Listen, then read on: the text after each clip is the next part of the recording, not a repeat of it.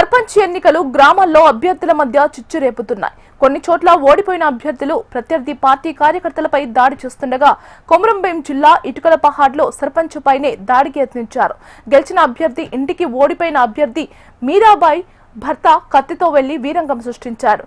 సర్పంచ్ గా గెలిచిన తనుబాయిపై దాడి చేసేందుకు యత్నించాడు. వెంటనే గ్రామస్తులు సర్పంచ్ అనుచరులు భీమరావును అడ్డుకున్నారు. స్తంభానికి కట్టేసి పోలీసులకు అప్పగించారు. మోర్లీ భీమరావు అనే వీడు కత్తి పట్టుకొని మా మీద దాడి చేయడానికి వచ్చిండు.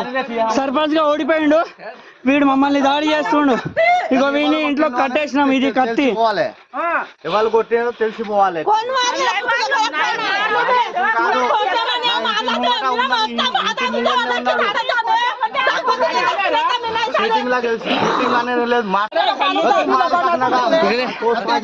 ఇగో మోర్లీ భీమరావు అనే వీడు కత్తి పట్టుకొని మా మీద దాడి చేయడానికి వచ్చిండు.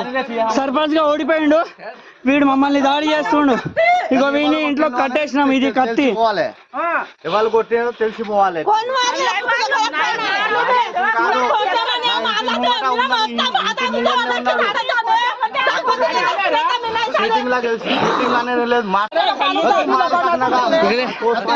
ఇగో మోర్లీ భీమరావు అనే వీడు కత్తి పట్టుకొని మా మీద దాడి చేయడానికి వచ్చిండు.